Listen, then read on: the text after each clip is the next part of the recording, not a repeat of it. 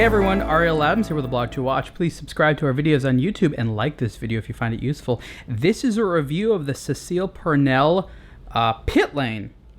This is a very high-end sports-themed timepiece with a rather outrageous-looking case, which I actually find quite cool, and a luxurious Tourbillon Swiss movement. So let's just take a look a little bit at the various angles of this watch. We have a lot going on here.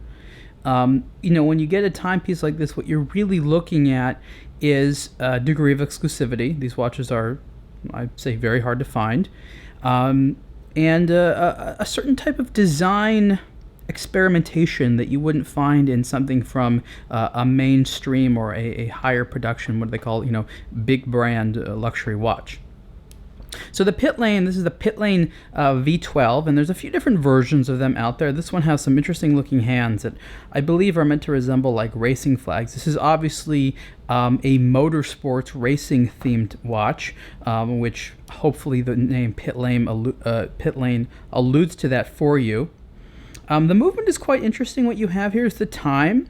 You have the tourbillon down there, and you have a big date indicator. Now, one thing which is important to mention about this is, and this is they told me this earlier, is that it used to have a pusher, I think right here, to adjust the date. But what's happening is that people were somehow breaking it, because, you know, in mechanical watches, what you need to know is a lot of the time there's a period during the day, I think from about 9 p.m. to about 2 a.m. when the time is there, that you shouldn't adjust the date. And that's like that on many different types of watches, even, you know, very inexpensive like ETA movements. You're just not supposed to adjust the date during those times. So what you need to do to adjust the date on a watch like this, and some others actually, is just sort of take the time and change it, like move it to 10 o'clock and then move it to 2 a.m. Then move it to 10 o'clock and move it to 2 a.m. And that will adjust the date. It's a little bit of a slow process, but it's not that big of a deal if you're just sort of adjusting it a few days ahead if you let the watch kind of run out. This is a manually wound watch, so you're going to have to manually wind it, though it does have a relatively a decent power reserve of about 55 hours, so you could leave it for a weekend and not wind the watch, and that'd be fine. Manually wound watches, you know, they're a little bit more work than automatics, because when you have a lot of automatics, you can put them like on a series of winders and things like that. But with a manually wound watch, you have to sort of wind them yourself, or put them on these special units that are designed to automatically wind manually wound movements. So there'll be like a little claw that goes on the crown, and we'll turn it every once in a while. Those are very exotic and not nearly as common as the automatic watch winders. So this case is pretty big. I'm just sort of trying to show you all the different angles there. This is a 47 millimeter wide case, and you can see here how the crystal there is basically the entire top of the watch there, and it's screwed in there to be part of the bezel. The bezel looks like it rotates, but it doesn't. It's a fixed bezel, but it looks cool there. And you just don't find details like that with these sort of crystals like that, just kind of screwed into the top there. I mean, it's available, but it's a very, I'll say, exotic design element. The movement runs at about 3 hertz, so it's a slightly slower one.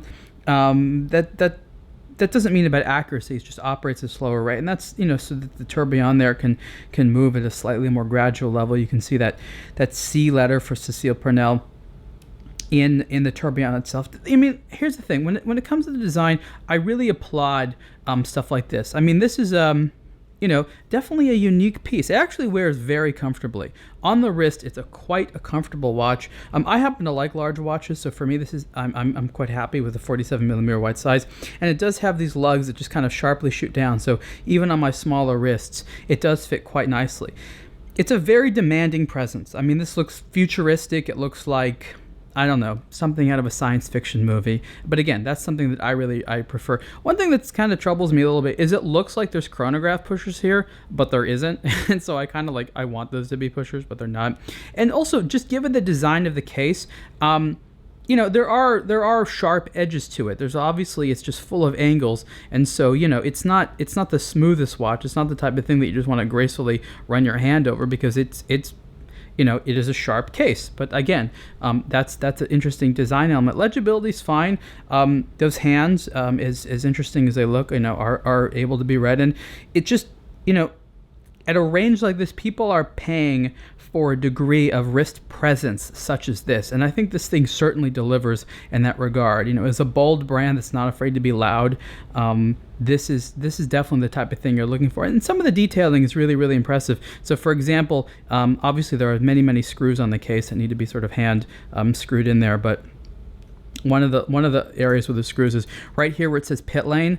There's individual little screws there to screw that in, and those are all obviously have to be done by hand, and there's just a lot of that's going on there. You can see all these screws. It's just a cool, interesting design all around, but again, it's gonna be sort of something that you either love or you are not too interested in.